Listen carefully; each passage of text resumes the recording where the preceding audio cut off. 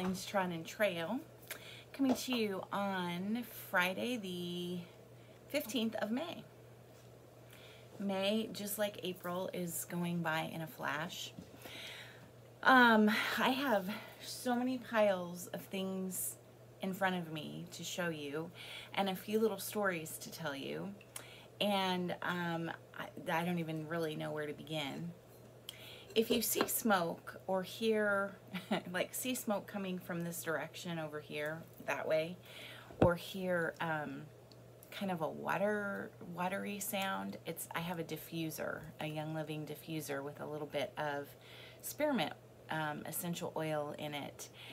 And it is, it's going, and so it kind of puts off, it diffuses the oils into the air and puts off a nice fragrance. It's been a week. Oh my goodness, it's been a crazy week. We have had, today's the first sunny day that we've had, and it feels like months, but I'm sure that's not the case. Definitely the first sunny day that we've had this week. We haven't really had any significant rain. In fact, I heard this morning on the news that we're 3.5 inches under where we should be as far as rainfall. So we need some rain, and I think we're supposed to get some tomorrow. We've had a couple threats of severe weather, no tornado warnings, but the tornado sirens are going off on Wednesdays at 11, the test sirens, and so it's that time of year again. And we do live in Nebraska after all. But so far none of that. We had a threat of hail several nights ago, and I brought some plants in, and I don't think it hailed. But anyway, so today, Ryan and I got the vegetable garden planted. And I'm actually going to show you a picture. And this is a picture from upstairs inside the house looking down on the vegetable garden. We planted 30 tomato plants, 3 cucumber plants, some sweet basil, a sweet bell pepper, or not bell pepper, banana pepper plant, 5 strawberry plants, and a daisy in a different spot, not in the vegetable garden. And then I still have all of my flowers to plant, which will be multiple trips to the garden center, and then you know, several days of planting. I have lots and lots of room. When you look at this picture, keep in mind that because of the flood last year, we have sand and covering up probably a little more than a third of our backyard. So where you see the garden ends, and I have some sedums that are coming up, kind of there's a little strip of grass beyond that, and then further back it's just sand, and it looks terrible. Brian built a flower bed out where we had a flower bed in the sand. And it's kind of a funky little area, but it's nice to have some flowers there rather than, you know, rather than just sand. Don't know how they'll do. I mean, he brought dirt in, and they should do fine, but it's sand underneath. So there's a lot of our backyard, a lot of our shrubs, all my peony plants, except for one, were destroyed by the flood. Shrubs, a couple of trees were really not what they used to be before the flood. Our whole backyard was treed, like the farthest side of our backyard. So that doesn't look great. There's so much work to be done, and we did a ton last summer, and now, you know, there's just a lot more to do again this summer. We have open space behind us, so there are no houses behind us, never will be, obviously, because that's floodplain.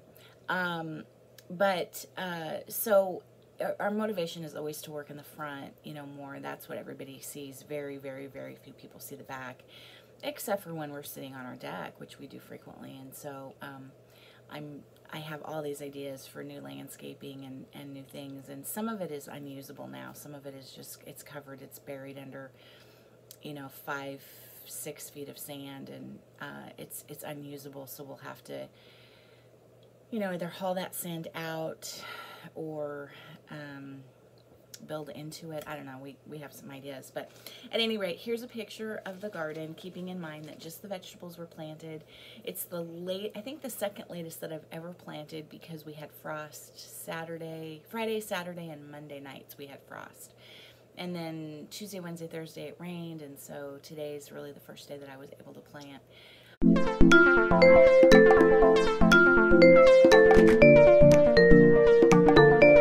But they're all looking great, and so excited to get those in, and just cannot wait to have my first homegrown tomato and make homemade marinara and freeze a bunch of tomato sauce and be able to stop using canned. I don't like canned tomato sauce anymore after making my own homemade for several years now. I don't like the canned stuff, but anyway. So that was today, that was this morning. The rest of the week, because of the rain, we had some appointments this week, and things are starting to get back to into the swing of things as far as appointments and dentists and all of that good stuff. And then I've done quite a bit of sewing and a little bit of stitching, although I have several things to show you. And I do have some new things that I've ordered and some plans, and so I'm going to get right to it, and hopefully this video won't be forever long. The first thing that I was going to show you is, this was yesterday and today, early this morning. Kind of how it goes with me for work is that I get up about 5, make my coffee if I don't think to make it the night before, and get it ready, and then get started working about 5:30, 5:15, 5:30. Sometimes 6. Really, that feels too late to me. 5:30 is ideal. And then I do a bunch of reporting and send that in to my customers, and then some of them make decisions based on what I've told them, and some of them have me make decisions as far as what gas to buy for the following days. And since it's the weekend today, you know, I was buying gas for Saturday, Sunday, Monday. And so then I have to wait, you know, I sort of tell them, okay, this is what I'm thinking. Are you in agreement? Is this okay with you? And I've, you know, my one big customer is pretty much, it's on me. Like, whatever I want to do, he's pretty good with. Every once in a while he'll have a different idea, but it's rare.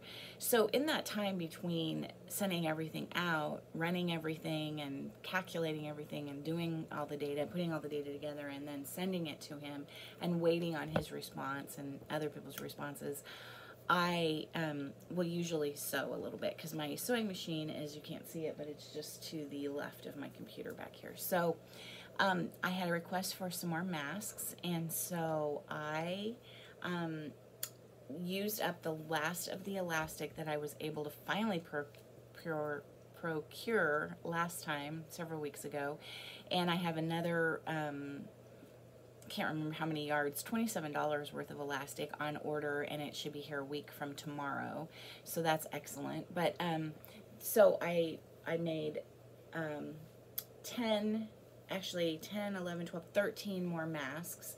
2 are for my father-in-law, because he is needing some more masks, or another. He only has 1, and so he needs another mask. And then here's a couple or 3 more that they're all reversible, and so these need the pleats added and then stitched, and then these just need to be stitched. The pleats need to be stitched in, and then they're ready to go. They of course will need to be washed before they're used. But I was excited to be able to make some more masks and help out a friend. So that was kind of fun. I have been watching, I mentioned to you a while back, and I know I'm talking really fast, I'm just going to kind of go for it. I've been watching the Green Bean podcast. Katie Green is, I mentioned this several weeks ago, I think. She's a knitter, seamstress, illustrator, dog lover, nature lover, very inspiring podcaster, YouTuber that I've been watching for quite a while, and she has gotten to the point where she's now making all of her own clothes, and it's just been really neat. She shares, you know, different things that she makes. And when I was in high school, so I grew up, my parents had very little money. We were comfortable, you know, we were not hungry by any means. Had a house, and had food, and would take family vacations, you know, driving, which I think is kind of how most of us grew up. But never flew anywhere. I didn't fly until I was a senior in high school. It was the first time I ever flew in an airplane. And but I went to a very prestigious all-girl Catholic high school in Denver, and and it was, you know, it was mostly very affluent girls that were much, much more affluent than I was, and that went there. And we did not have to wear uniforms, which I had gone to a co-ed Catholic grade school, and we of course, you know, wore uniforms through 8th grade, and then starting high school, we you can come in. Okay, let me film this, and then okay. I'll come get you.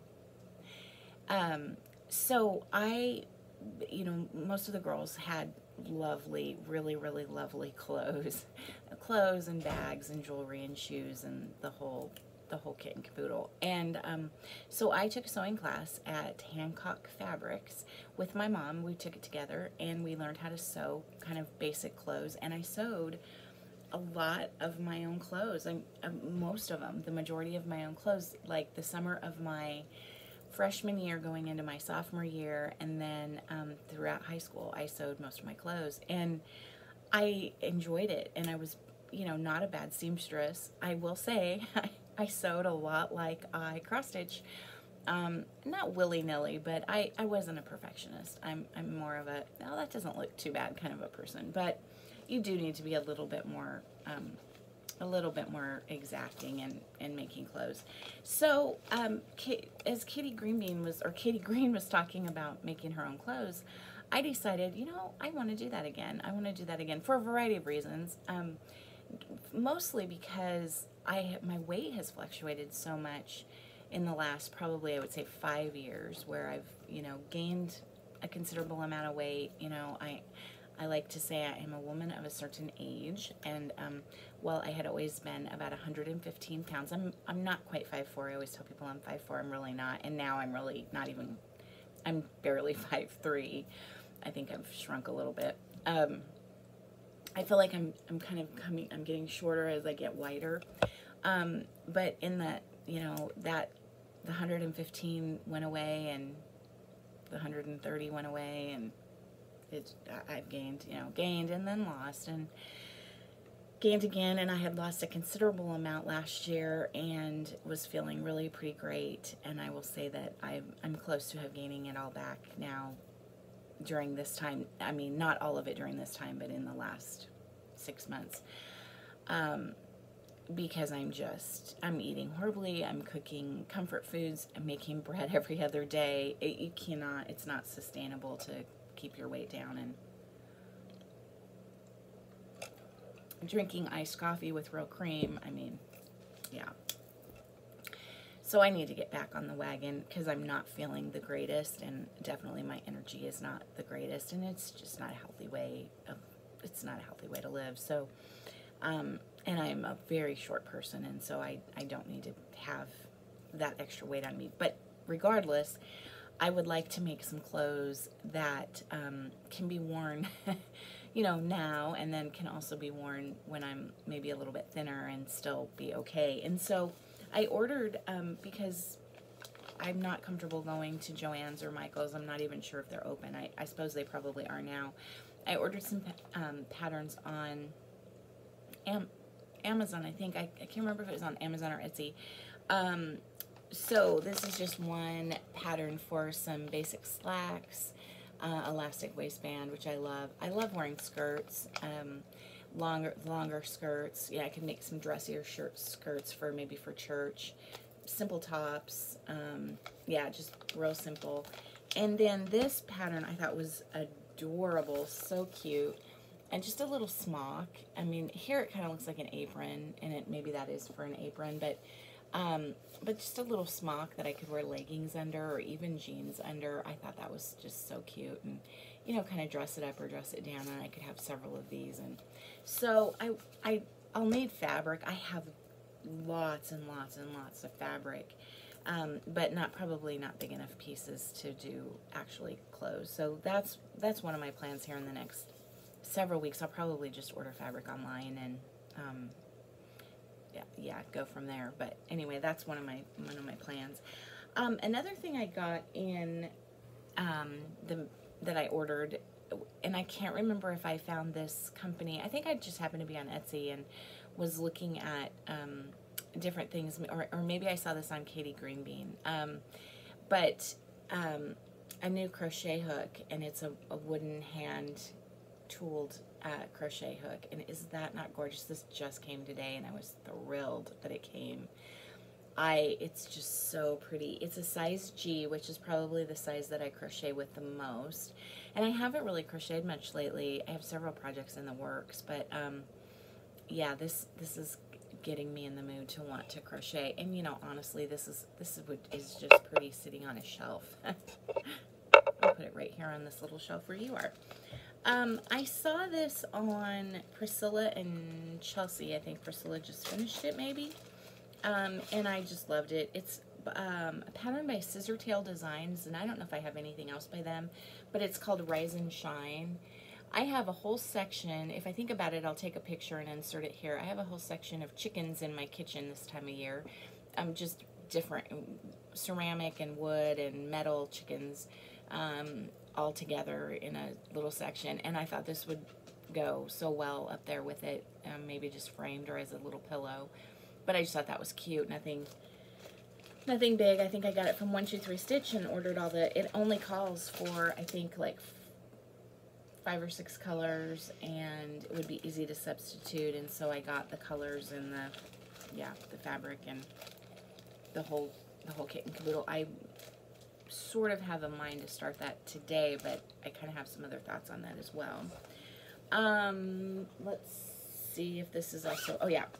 I ordered this, you know, I can't remember if I showed you this, but this is a year of celebrations by Hands-On Designs, and I ordered all of them, and all the floss, and some of the fabric.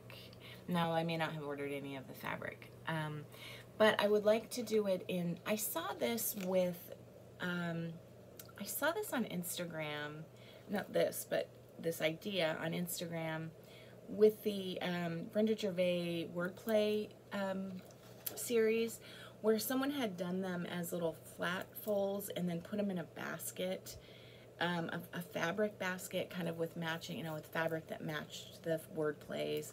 And then she had maybe like a little stand, and she would just set the monthly one on the stand, but then the rest of them are behind. And Vonna may have that done too. I can't remember if it was Vonna that I saw it from, but so I'd like to do something like that and do each one. And so my idea was originally to start with May, which I think is this one.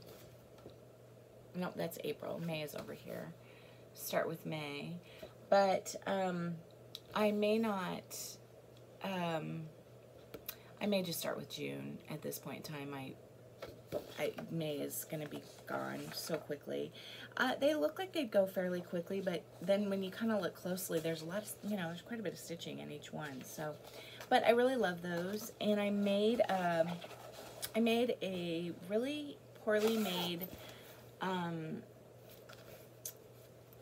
project bag to keep those in, which this is not good quality quilting fabric. It's just like Hobby Lobby fabric or cheap Joann's, or it could even be Walmart fabric. I don't remember. I think it's Hobby Lobby fabric, but it's not the good stuff. And I ran out of my fusible interfacing that I typically use, and so the interfacing that I used was not the good stuff. And yeah, I didn't do a nice job, but it zips and it will keep, and it's fine. Okay, so that's kind of new stuff. Let's talk about what I've actually worked on. And I have quite a stack of things I've worked on. Because it's May, I decided that I'm not exactly doing Stitch Mania, but I would go ahead and start things as I felt like starting them. Just my own little personal Stitch Mania. I had a couple days where I started 3 things, many days where I started nothing, many days where I haven't even been able to stitch, but nonetheless, so this was a new start, and I ordered this at the same time I ordered the Year of Celebrations. It's Hands-On Design Well-Rounded. I love these. So it's kind of by season, summer, winter, spring, fall. I don't know if I'm saying that the right way. But there's 3 little rounds and 3 different sizes for each. Well, maybe they're not different sizes. I feel like they are. Yeah, I think they are. For each season. And again, I love that seasonal stuff, and I love getting the seasonal stuff out and being like, oh yeah, I forgot I had this. And so I got my first start on summer, and let me think of which way this goes. I feel like it might go that way.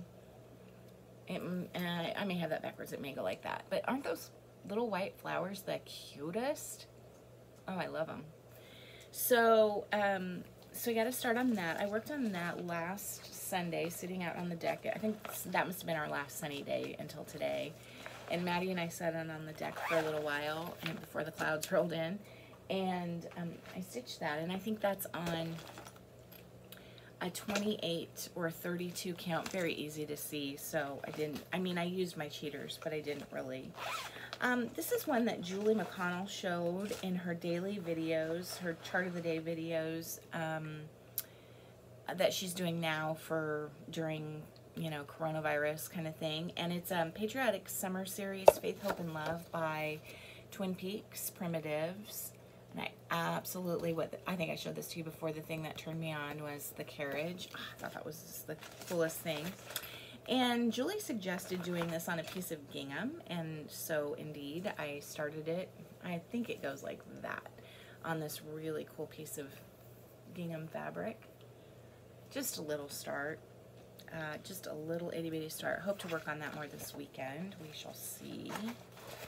I do need a plan for this weekend because I have a lot of want-tos, and I'm gonna need, I have to keep this organized, otherwise if I get threads mixed up, I'm gonna be in deep trouble.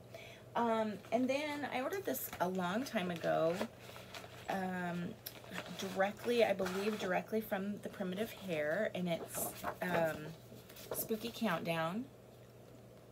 And Colleen had ordered it and is done with it. She finished it, and it's so cute. And these would also, I'm doing it as a calendar, you know, as one piece, a kind of a countdown calendar. But these would be so cute as well, hooked up as little individual ornaments to go with my, I have a Halloween tree now that my friend Janice lovingly made me last year, a wool tree in black, and I could hang these on them as well as my Plum Street sampler stranded jacks would go on those as well. And so there's my start on Spooky. And yeah, I need to put the beak on the little bird. There are only, I think, 4 colors in this, so it's mostly black, and then there's a little bit of orange, a little bit of white, and maybe just a bit of green, kind of a putrid. That's the word I used yesterday. Putrid green. That is going to be really fun to work on. So that's fun. And then let's see, what do I have next coming up? Oh yeah, this is so exciting. Okay, so you remember the Serenita di Campagna, and that was the seasonal birds by Serenita. Let's just call it Serenita. And so I got a start last, I want to say Saturday, on the bird. And between quite a bit of stitching on Saturday and the whole of Monday, maybe, after I went to pick up the plants that I needed for the garden, I finished the bird. I finished the little wooden stoop that he's on, or the trunk. What would you call that? The trunk, you know, the cut-off trunk. And then one of the bees. And so all I have to do are 2 more bees, which those are quick. And I think that little bee is just the cutest. And this, I feel like these are lilacs, but they may not be lilacs down here. But wow, that really kind of, I wish I could show you the chart. It's a lot of, it's confusing, and it's 3 different colors of purple and then 2 different greens. And it's just, you know, 1 stitch here, 1 stitch there. There's a lot of open stitches. And I worked on it, and as I was finishing up the last time I worked on it, I think on Monday, I thought, you know what, I might just wing this and just stick stitches in, and I don't know that I want to take the amount of time that it's going to take, because that's full on both sides. So, but I was super happy with the way the bird turned out, and thought it was just so pretty. Yesterday morning, instead of sewing, which is what I should have been doing, I got a start on, so one of the things that I ordered with Colleen, maybe like a week ago, and it came already, was several Pineberry Lane charts. Did not realize that they had their own website and you can order directly from them. And just one after the other did I love, and I ordered several. And so I got a start yesterday on October 31. This is on a piece of, I think, 32 count, but I'll tell you, it seems smaller, and I think maybe it's because of the dye process that it seems smaller. But it's on a piece of 32 count. It Ain't Easy Being Green by Teresa Vanette, Shakespeare's Peddler, or Kitten Stitcher. And there's the little cat, and then the beginning of the number 1. And I don't know if you can see, but if you look at the middle of the little cat, there's kind of a line going through him. Well, I stitched the whole thing. I outlined it first, and then I was just going to, fill in. And as I got to that last row, I was off half a stitch. I was half a stitch off. And so I decided just to go with it, and then do a running stitch through the middle of him to kind of cover that green line that was going through the middle, the one strand of linen that was going through the middle of him. And because I decided I wasn't going to take it out. Again, this fabric is so fun. It's so cool. I think I have a half-yard cut of it, and I just took a little bit off. I'm going to show you this opened up. It's really cool fabric. I love her fabric. It's hard to see. I know I don't have anything that, here, let me prop it up against this. It's not as bright as it's showing here. It's quite a bit more just, like icky green, but pretty modelly. And I was just dying for something to stitch on it. So anyway, that was my start on that. That, again, supposedly it's 32 count, but those holes look really tiny to me, and I think it could be a little bit smaller because of the dye process. So that was my start on that. And then another one that I went ahead and got just the tiniest of starts on was Pineberry Lane Bringing Home the Tree, which looks like this. I love that little Santa. I love that. Their patterns are so prim and so fun. And so this is done. I wrote down my fabric information. This is done on a piece of 32 count vintage country mocha Belfast, or Belfast vintage country mocha. Maybe that's how I'm supposed to say that.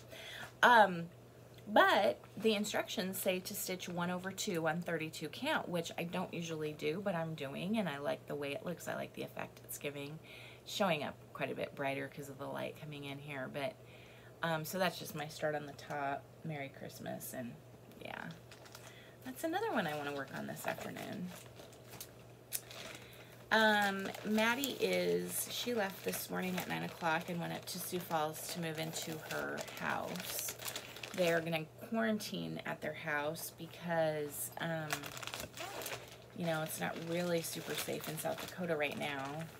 I mean, maybe it is, but they didn't have any kind of really a lockdown or anything. I made her take a mask. I made her promise to wear the mask when she was, if she had to go any place public. I sent her with a bunch of food, but they will have to go to the grocery store. I texted and asked how things were going. Brian and I offered to go up tomorrow and help her, get settled. And she said no, she didn't need our help. It was okay. She's not moving major stuff up, but she had a mattress delivered. The bed, actually, that we ordered for her isn't going to get delivered until sometime in June. So she went ahead and had the mattress delivered this week. And so I wrote and said, how's everything going? And she said, fine, my car's all unpacked. And my mattress is forming. So it must be, you know, she showed it to me when we ordered it and said, this is the one I want. And I must have just looked at the price, and, you know, I had kind of given her some ideas on what she should look for in a mattress. But it must be one of those memory foam mattresses, and it's forming. Her mattress is forming. So, so she's kind of my little companion, and she's going to stay up there through finals, which is next Wednesday, and come back next Wednesday afternoon. And so, the boys will kind of do their thing, and I'll be a little bit on my own, which means, you know, I can probably get more stitching done, but it's kind of a little bit sad to be without her. The next thing I worked on was Bower Bird. This is Hello by Liz Matthews. I'm struggling with this one, and I'm going to show it to you, and I would love, love, love some comments and thoughts, suggestions, whatever. I kind of continued to go with it after kind of struggling with it last week, and yesterday I kind of gave up. Now, first of all, it's pretty light on there. I mean, I did not have the exact, or maybe this is the exact, I don't remember if this is the exact fabric, but it is the called for floss. It looks okay. I mean, we can see it, right? We can see it. But I stitched the R, and I didn't like my stitches. I didn't think they looked very good. I stitched the R in hand like I do. And so then I decided to put it in a frame. And I put it in a frame, and I stitched this. And I must have, if it's going to be in a frame, I want it to be tight. And I must have pulled it so tight that I can see giant holes. I don't know if you can see them. Yeah, can you kind of see those giant holes? And I thought, well, once I take it out of the frame, you won't see those holes. Well, they stayed. So then I took it out of the frame, and I stitched the bird, and it looks okay. And then I started on the flower. I would like your honest opinion. If you think this looks too, I don't know, sloppy or I don't know, unprofessional isn't the right word. I would really like your opinion. I think definitely this is not going to fly, but do you think that looks okay? Does it not look okay? Do you have any suggestions? This must be a piece of weeks. I've stitched on weeks before. You know, it's very loose. I don't mind weeks. But I don't know. I was not enjoying that, and that's a lot of white stitching. It's DMC 3024 is the color that I'm using for floss. So criticisms, suggestions, ideas, whatever you've got, I'll take it. What do we have in here? Okay, yeah. Okay, this was a gift from my sweet friend Colleen, Yuletide on Thistle Hill. And I get the impression that there are lots of On Thistle Hills by Abby Rose. If so, I would like to do them all. I love that. Oh my goodness. Yeah, it's really cool. So I don't remember what day I got to start on this. I don't know what the fabric is, just a piece out of my stash, and almost every single thing has been replaced just with what I had. And so this is my lower left hand bottom start. Now I'm okay with this border, which was supposed to be, I'm not going to know because there are a lot of colors in this. So I replaced, it's all Classic Colorworks, Weeks, and Gast is called for. And I replaced it with almost all of that, just different colors. Almost nothing is the same. The only thing I think I had was the whitewash and the pecan pie.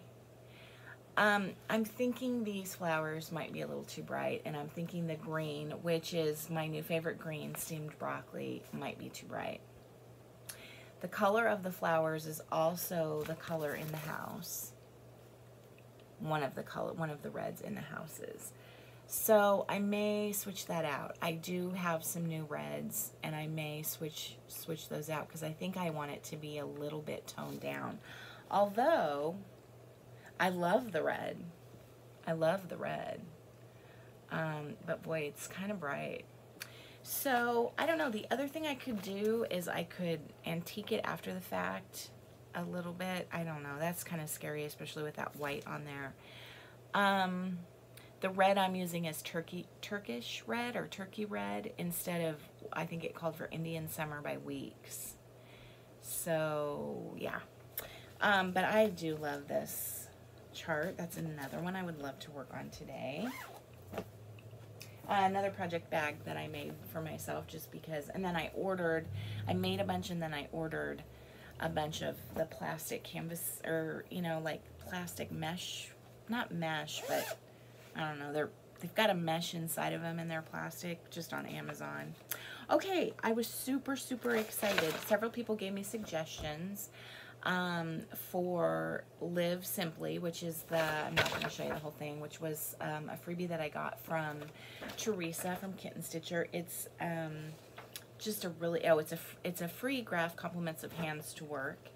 And I was struggling with, it was on this fabric, and I was struggling with what color to use, and I found it. I found the color, and I love it. And it's Weeks Dye Works River Rock.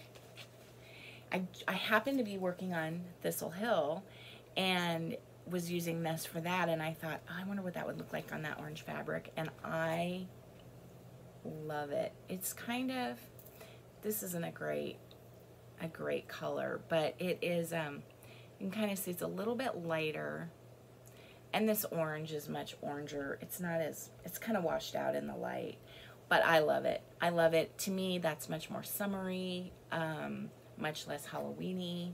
So I was thrilled, and I just kind of came up on it. So I would like to put some more stitches in that this weekend. Let's see, that another, I'm getting confused. Yeah, okay, that's the light. We did that one. This one, another Pineberry Lane. I think one day I started 3 Pineberry Lanes, and then I started the next one the next day. This is Jane Gaskill, Antique Reproduction.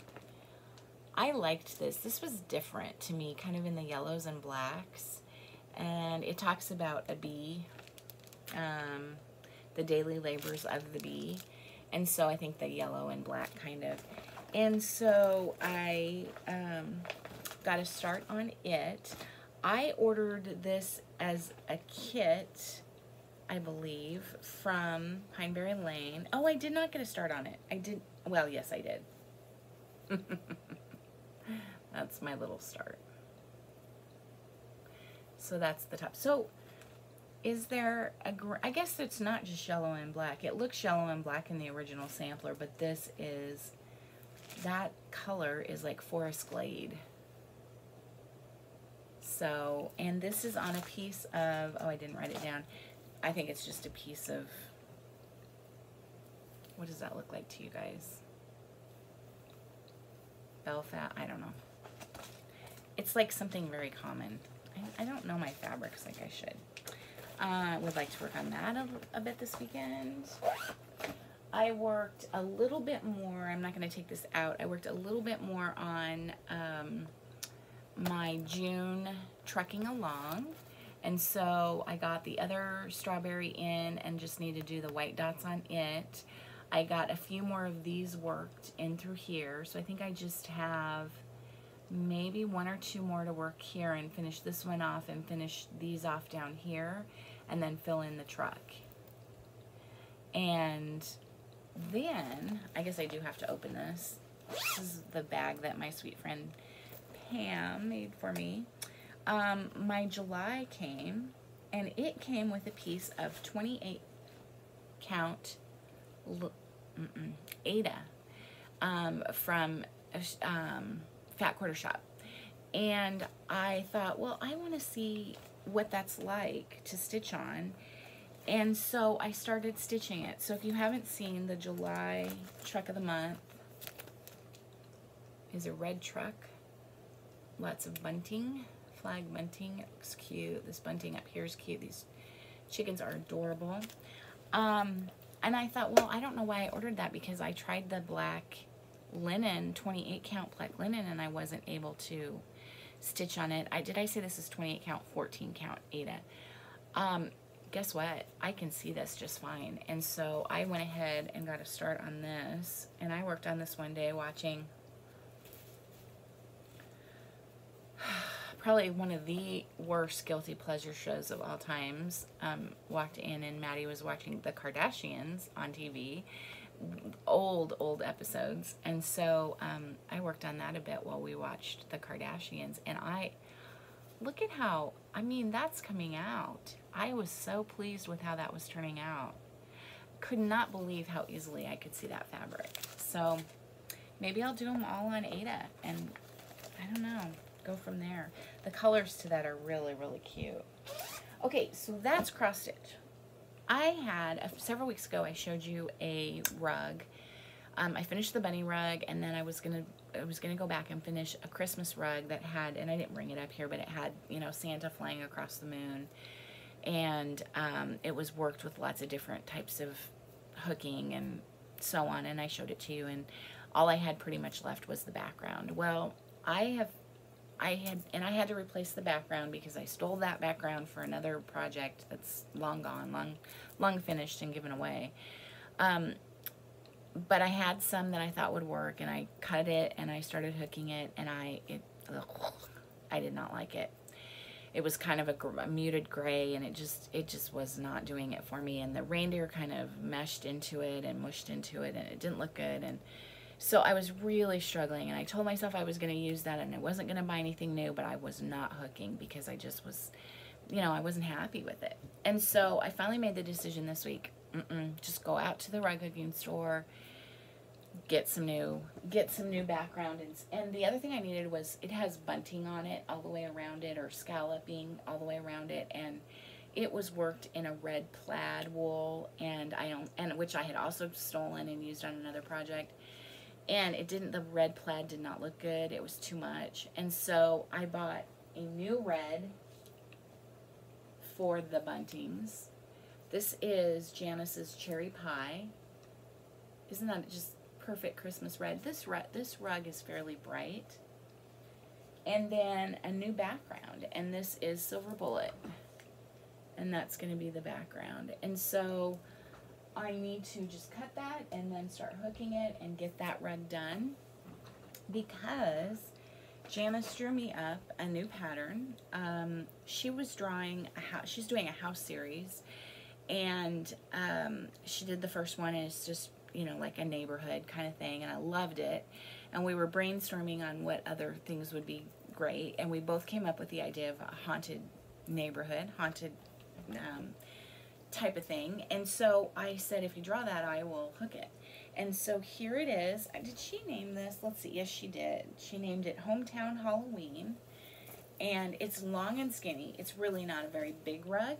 It's long and skinny, and also I'll show it to you like this. So it's kind of a two-sided, so you can lay it. It's a kind of a runner, so you can lay it either way. But isn't that the cutest? She's an artist. I mean, she can draw. Oh my goodness, can she draw? Let me turn it around and you can see the other side without looking at it upside down.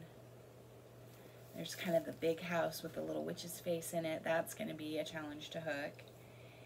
And so when I went out to get the background and the sashing for the Santa rug, I also bought all the wool for this rug, and I'm just going to kind of show you a few of the colors. Some really nice putridy limey green, which I love. This is going to have a really interesting background. So because it's Halloween and because there's lots of black and orange, we had to come up with something different for the background, which is really the sky, right? And so she came up with, and this was, I mean, I really had very little say in color planning this rug. She's kind of a genius, and I sort of defer to her. But this is my background, these two. That is called Georgia Purple, and it's just a real, let me open that up and show you. It's just a very, very washed out, purpley, gray, bluey, not really much blue in it, but anyway, so that color, this is the gold. This will be really cool for the moon. And then, of course, we need some good blacks and purples in it, and that's these. So I am super excited to start this rug, and I'm very, very tempted to cut wool this afternoon for that. So the Santa rug is hooked in, because it's kind of large motifs, that's hooked in an 8.5, which is a fairly wide cut, a little bit more than 1/4 of an inch cut of wool. This one will be hooked in 4s and 5s, so it'll be like, yeah, probably about half the size of 1/4 of an inch, so an 1/8 of an inch wide and just a little bit bigger maybe for the 5s. So it's a whole different feel. You use a different kind of a hook, and it'll, you know, but in order to get that detail in that's in there in that rug, I'll need to hook it in that. So that'll be really, really fun. And I'm excited to get going on that as soon as possible. So I don't know. I feel like with Maddie gone, I asked Ryan what his plans were for the rest of the day after he spent the morning helping me in the garden, and he's got just stuff he wants to do. I think he's done with school officially now, and but he's still teaching virtual lessons. His piano / trumpet studio, I think he's up to 15. And so he probably will not have to get a summer job this summer. He'll just be able to teach lessons. Most of them, I think all but 2 are virtual lessons that he teaches, you know, online using Zoom. And then he's got 2 lessons with 2 people that he teaches here. And since things are opening up in Omaha, at least, where he's able to go do those and, you know, just kind of be cautious. And we're still kind of taking it easy on the opening up and not really trying to get out there and do all the things. It's a little bit hard, but I think we need to go easy on it. Our numbers have only gone up this week, have not gone down. We heard a scary thing yesterday that a nursing home and rehabilitation center very close to, just blocks from where my father-in-law and mother-in-law are, out of 77 residents, 55 were tested positive this week for COVID-19, and out of 30 some staff members, 17 tested positive. It is a life care center, which is the same management company that the first nursing home in Washington State was, where they had their first case, and it really ran rampant up there. And obviously it's, you know, terribly rampant down here at that particular facility. Now, they don't share staff with any of the other nursing homes or independent living centers like the one where my father and mother-in-law are, but it is rather scary. And he told us, my father-in-law told us this week that they're not just him, but the whole place is kind of starting to break the rules because they're tired of being quarantined. And, you know, they're quarantined to their apartments, and most of them are single people, and that's really, really rough. So that was a little bit bad, but I'm hoping that maybe this week we're peaking and then the numbers will start to drop, and we'll see if that does happen, especially with things opening up. But you know, Ryan did run to Menards this morning. I made him wear a mask and made him go right when they opened. We needed some more tomato crates, and he said that everybody but one person in the entire store was wearing a mask, and all of the employees were wearing masks. So, you know, and I know the masks aren't an end-all, do-all, be-all, you know, gonna save us and we can be crazy with it. I just think it's that thing of, if we do have to be out, we should be wearing masks. So, we did go to Kona Grill, which is a great restaurant here in town, on Mother's Day, and it was very interesting. We had to make a reservation. We got there, you could not enter the restaurant without a mask, and luckily I took masks, and we all had one. And so, and then as soon as you were seated, you could take your mask off. All the employees were wearing masks and gloves, and it was only seating for every 3rd table. So we were quite far from anyone else, and felt very safe, had a wonderful, wonderful dinner. You know, won't do it again right away. I mean, won't probably go out again anytime soon. That was just kind of a special occasion, and, you know, see how it went. Although, you know, I think it's as good as to be expected. I think it's still better, you know, just safe rather than safe, better safe than sorry, kind of that whole idea. So anyway, Ryan was at my door a couple minutes ago because I asked him to write a musical intro to my Flosstube videos, and so he has it done and wanted to share it with me, and so I plan to put that at the beginning of this, so I'm excited to hear what he wrote. Okay guys, I'm so sorry. I'm just going to add this on to the end of the last video. I completely forgot about the giveaway. I meant to start with that. I got too carried away talking about garden. Okay, so for Little House Needleworks, the Inn at Fox River Mill, this was the giveaway for this week. And I did not do, I'm going to just be very honest with y'all and tell you that I didn't do random number generator. I actually read a comment that just said to me, spoke to me, and made me think that this person needed this chart. And so Linda Schindhelm, SCHINDHELM, you win the Inn at Fox River Mill. So I will put my email address down here. If you will email me your mailing address, I will get this in the mail to you this weekend, actually, because I have some other things that need to go in the mail.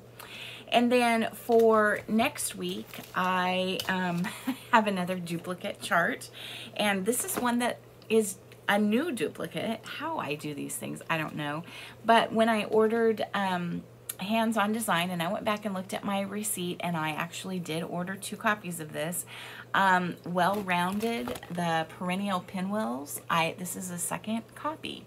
And so if you're interested in this, tell me something about seasonal stitching. So do you like to do, you know, calendar type stitching where you have a series that's one for every month, like Wordplay or the Snowflower Diaries, or Kathy Haberman has a couple of series, or do you prefer not to? And I guess if you prefer not to, then you probably aren't interested in this chart. But just, you know, something about, so you have a lot of series, seasonal stitching, or you know, just something about your stitching when it comes to seasonal and series type things. So I love reading your comments, and I love hearing what different people are working on. And if you are interested, and these are just, they're really, really adorable. And I think they even look better in person. So if you're interested, that'll be our giveaway for next week. And Linda Schindhelm, please email me your mailing address, and I will get that in the mail to you. Okay, guys, that truly is it. Have a great weekend. Talk to you later.